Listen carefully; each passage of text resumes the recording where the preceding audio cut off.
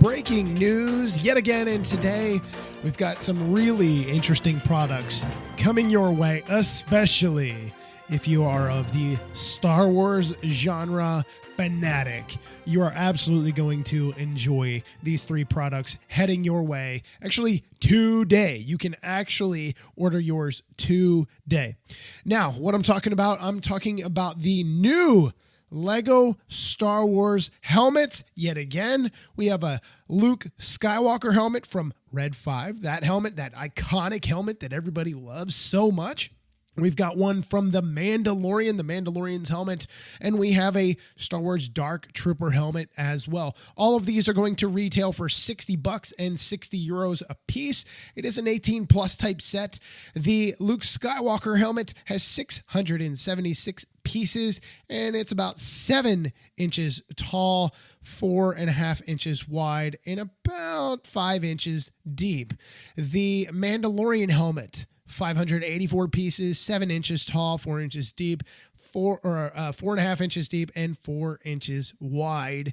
And then the Dark Trooper helmet, again, this one, 693 pieces, so bigger as far as piece count goes compared to the other two. 7 inches as well, a little bit over 7 inches, 4.5 inches wide, and 6 inches deep. It's actually quite deep in its size. These, everybody has been waiting for these forever and a day. Now, I did mention you're looking to get these, you want to get them soon.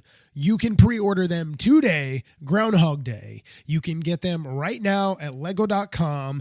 Go on there, hit your pre-order. They're coming March 1st, so you pay your $60 or you're getting all three. You pay, your 180 plus taxes, whatever is going on, and you get them all three available, shipped out March 1st. Or if you want to take your chances and wait, March 1st, you can get them at Lego stores, obviously lego.com at that point, and then any other major retailers that they're going to be in. So you'll probably see them in big box stores here in the United States. I don't know if they're considered big box stores abroad, like over in Europe, especially. I know there are other chain stores, but keep an eye out if you're not going to pre-order. Maybe you don't have the funds to do it right now. That's fine.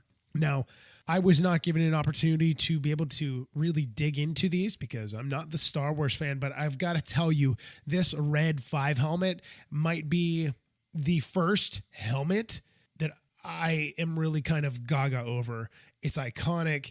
It's beautifully done. I love the way this looks.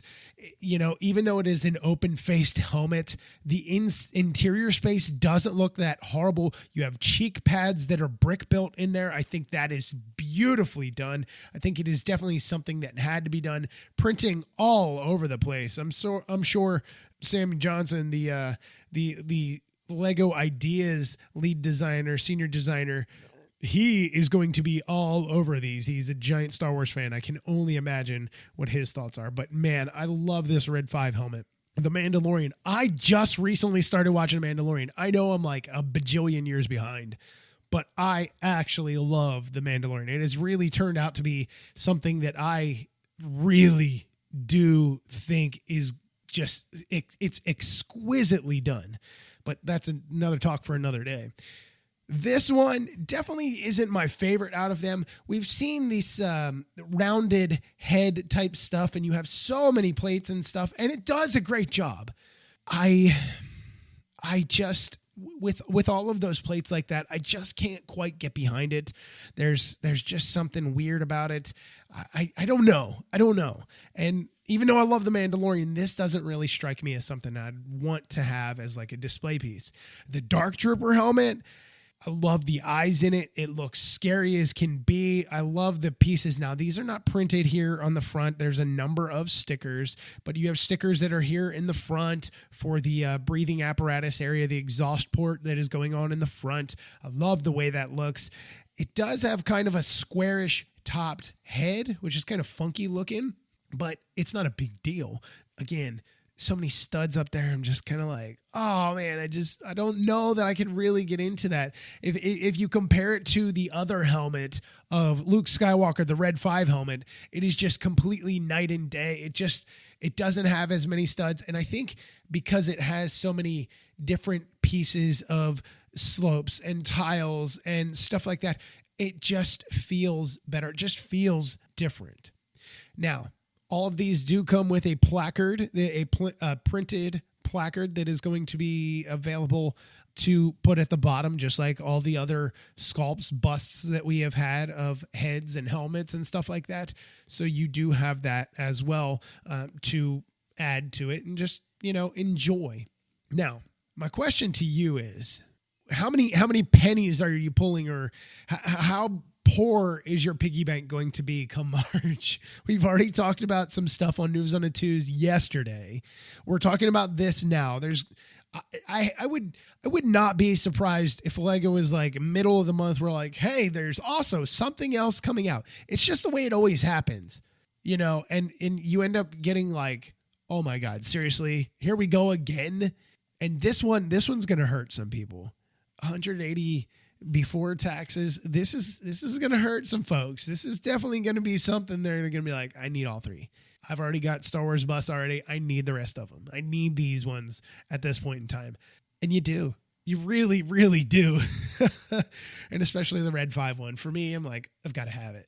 I just have to have it. It is such a cool design. It's such an iconic helmet in the grand scheme of Star Wars, especially for Luke Skywalker, but in the franchise as a whole, and the original trilogy. I mean, it's fantastic. So with that in mind, some of these images that have come about, obviously, I've had an opportunity to look at the product images and that kind of stuff.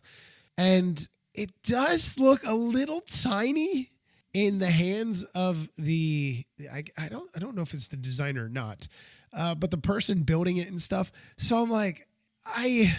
It's not the end of the world. It's not the end of the world.